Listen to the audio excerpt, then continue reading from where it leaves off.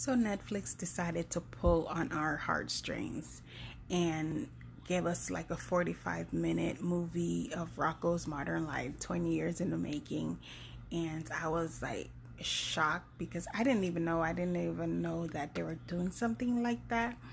So I was like, well, damn, because I don't remember watching the last episode or how it ended or anything like that. So I was like, okay, well, let's see what it was about. My kids watched it first, and they came and told me what it kind of what it was about, or where they've been the past 20 years.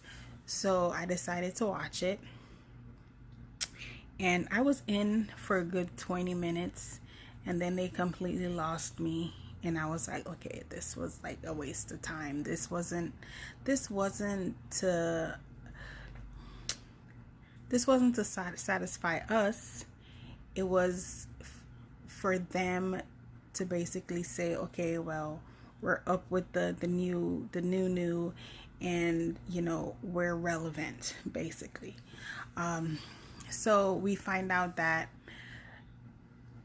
Rocko, Heifer, and the other one was stuck in space for 20 years. So they found a way to come back, and all this new technology's out there, and they're trying to, while Heifer and the other dude is all up in the new technology, Rocko is still stuck in the past, and his show, The Fatheads, or was it The Fatheads? No, the Fatheads are the neighbors. The show they used to watch. I forgot the name of it, but it has something to do with heads. The meatheads or some crap.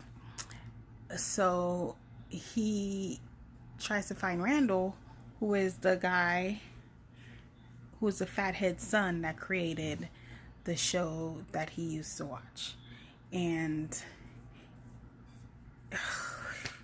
then all of a sudden it turns into a transsexual thing. Like, he's now Rachel and shit, and he's trying to get his parents to accept them, and Mr. Fathead isn't gonna accept them, and Rocko goes on this tirade. Like, after that, after he says, okay, now I'm Rachel, like, I was out.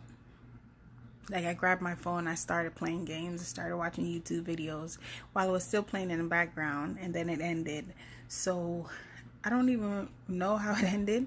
After that, I was just out of there, because I'm like, that just came out of left field. There was nowhere in the story like for that to come out.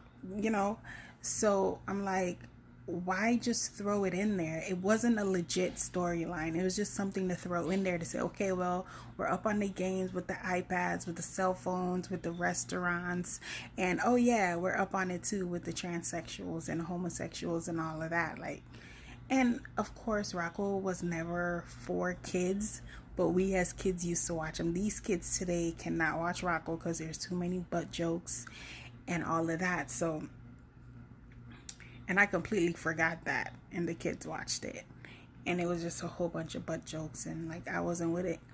But for me, that's what it was back in the day.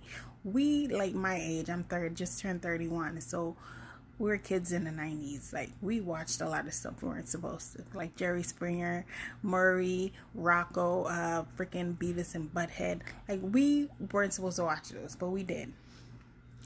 But like I was saying, they just threw in that whole transsexual thing, like, out of nowhere.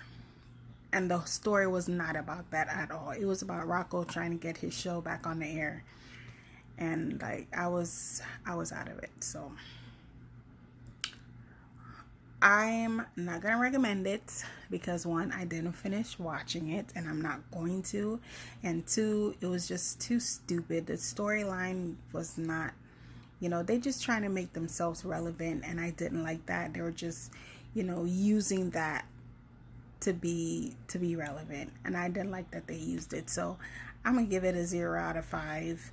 And I know that they have Invader Zim on there too. I haven't watched it yet.